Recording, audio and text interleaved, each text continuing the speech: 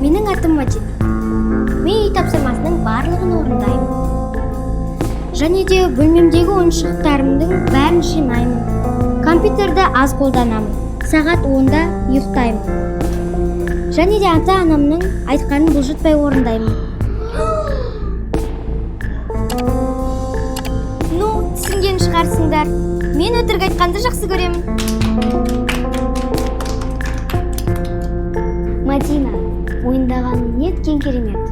Ойындағаның өзі түзелуге бір қадам.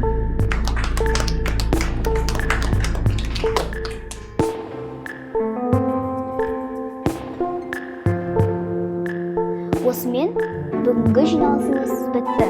Келесі жиналыс бір аптадан соң болады.